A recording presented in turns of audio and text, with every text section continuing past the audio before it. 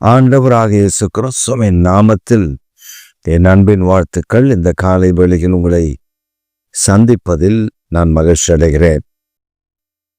இன்றைக்கு நம்முடைய தியானத்திற்காக நான் தெரிந்து கொண்ட வேத பகுதி 1 பேதுருவின் புஸ்தகம் 5ஆம் அதிகாரம் 7ஆம் வசனம். அவர் உங்களை விசாரிக்கிறவர் ஆனபடியால் உங்கள் கவலைகளை எல்லாம் அவர் மேல் வைத்து விடுங்கள். அவர் உங்களை விசாரிக்கிறவர் ஆனபடியால் உங்கள் கவலைகளை எல்லாம் அவர் மேல் வைத்து விடுங்கள். வேதம் நமக்கு பல காரியங்களை இங்கு கற்றுக் கொடுத்தாலும் பேதுரு புஸ்தகத்தில் ஒரு முக்கியமான அதிகாரத்துக்குள் இந்த வார்த்தையை நாம் பார்க்க முடியும். அங்கே பேதுரு அவர்கள் சொல்லும் பொழுது இந்த காரியங்களை நம்மை தெளிவிப்பதற்காக சொல்லுகிறார். அவர் உங்களை விசாரிக்கிறவர் ஆனபடியால் உங்கள் கவலைகளை அவர் மேல் வைத்து விடுங்கள். அவர் உங்களை விசாரிக்கிறவர். அவர் உங்களை கரிசனையோடு உங்களிடத்தில் உங்கள் பிரச்சனையை அறிந்து கொள்ளுகிறவர்.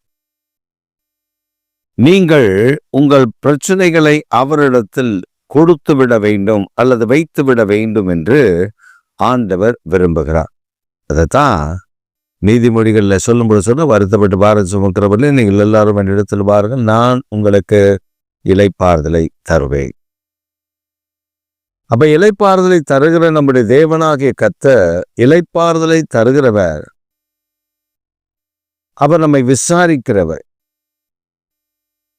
அவர் நம்ம இடத்துல நல்லா இருக்கியா, சாப்பிட்டியா, போனியா, விசாரிக்கிற கர்த்தர்.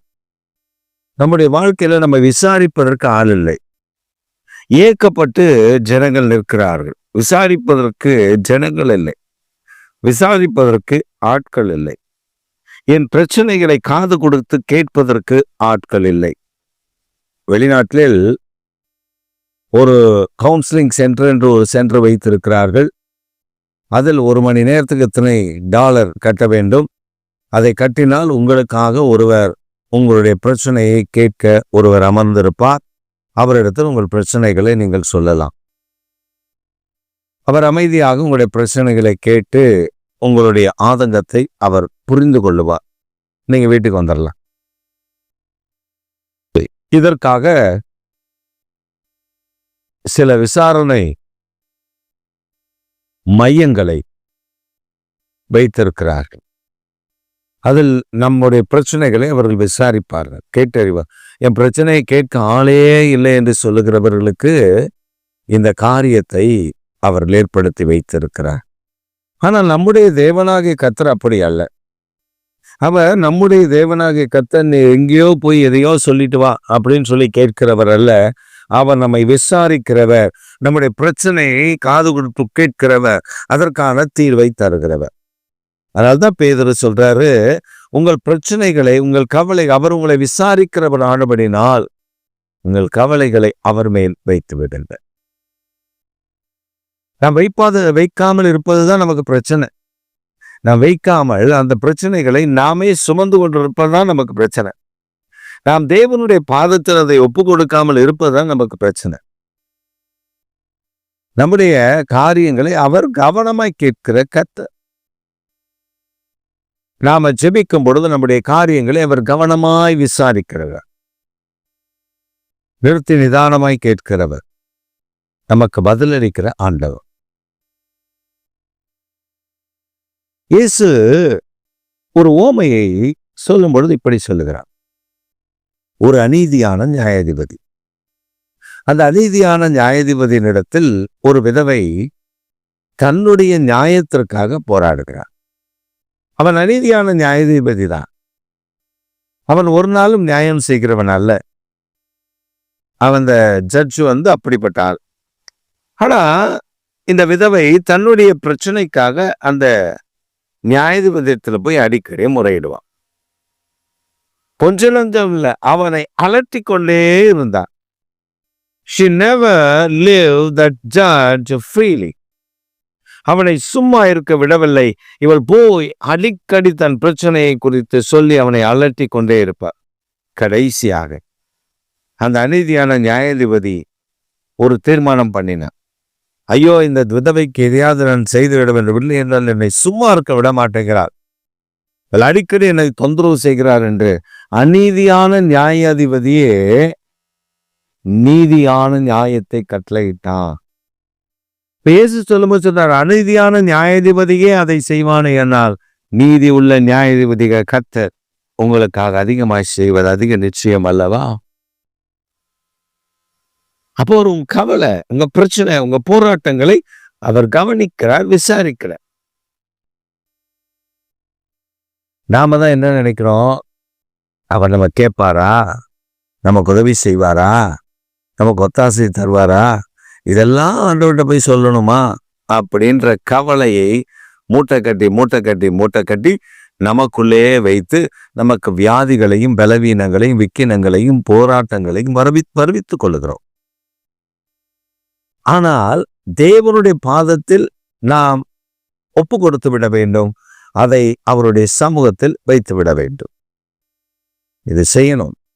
செய்தாதான் தேவன் அதை அங்கீகரித்து அதை ஏற்றுக்கொண்டு நம்மை வழிநடத்த முடியும். நாம் பல நேரங்களில் என்ன செய்கிறோம் என்றால், நம் பாரங்களை மனிதனிடத்தில் சொல்லுகிறோம். நம் பிரச்சனைகளை, பாரங்களை மனிதனிடத்தில் போய் உட்கார்ந்து மணிக்கணக்காக நம்முடைய பாரங்களை சொல்லுகிறோம். அவர்களும் தலையாட்டி கேட்டுக்கொள்வார்கள். பின்பு ஒரு பிரச்சனை என்று வரும்பொழுது நாம் சொன்னதையெல்லாம் சொல்லாததையெல்லாம் பிரித்து மேய்ந்து மற்றவர்களிடத்தில் நம்மை பற்றி தூஷணமாய் சொல்லுவார்கள். இது ஊழியக்காரனுக்கும் பொருந்தும். சில ஊழியக்காரனுக்கும் இது பொருந்தும். சில பொல்லாத ஊழியக்காரர்களும் இருக்கிறார்கள். சில விசுவாசிகள் அவரை நம்பி சில பிரச்சனைகளை சொல்லும் பொழுது அந்த பிரச்சனையை கொண்டு போய் மற்ற இடங்களில் அவர்கள் தூஷித்து விடுவார். ஆனால் கர்த்தர் அப்படி அல்ல. நம் இடத்தில் கேட்டு நமக்கு ஒரு தீர்வை கட்டளையிட ஆண்டவர் உண்மையுள்ளவர்.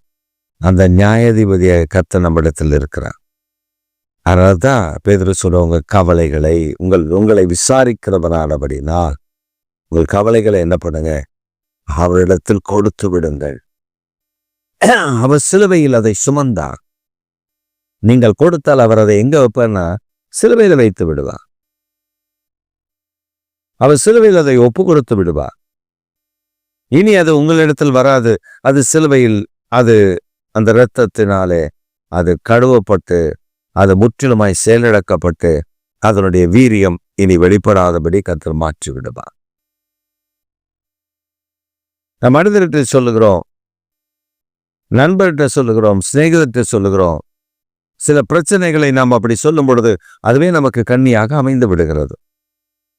அவர்கள் அதை நம்முடைய பலவீனமாக அறிந்து கொண்டு அதை வைத்து நம்மை சில தீமைகளுக்கு பயன்படுத்த ஆரம்பித்து விடுகிறார். இது அநேக வாலிப பிள்ளைகள், வாலிப பையமார்கள், பெண் பிள்ளைகள் இதில் சிக்கி தவிக்கிறார். யாரை நம்ப வேண்டும், யாரை நம்பக்கூடாது என்று தெரியவில்லை அவர்களுக்கு. அதனால்தான் வேதம் சொல்லுகிறபடி நம்முடைய கவலைகளை அவரிடத்தில் வைத்து விடுவோம். உங்கள் கவலைகளை அவரிடத்தில் வையுங்கள், அவர்தான் விசாரிக்கிறார். அவர் உங்களை மேன்மைப்படுத்துகிறவர், உயர்த்துகிறவர். இந்த காலை வேளையில் உங்களை விசாரித்து உங்களை உயர்த்த அவர் விரும்புகிறார். ஒப்பு கொடுப்போமா? அவருடைய பாதத்தில் நம்முடைய கவலைகளை விட்டு விடுவோமா? அவர் நம்மை விசாரித்து நல்வழி நடத்துவார். சத்துரு கட்சித்து திரிவான், ஆனால் கர்த்தர் நம்மை ஆறுதல் படுத்தி தேற்றி வழி நடத்துவார். ஆமென்.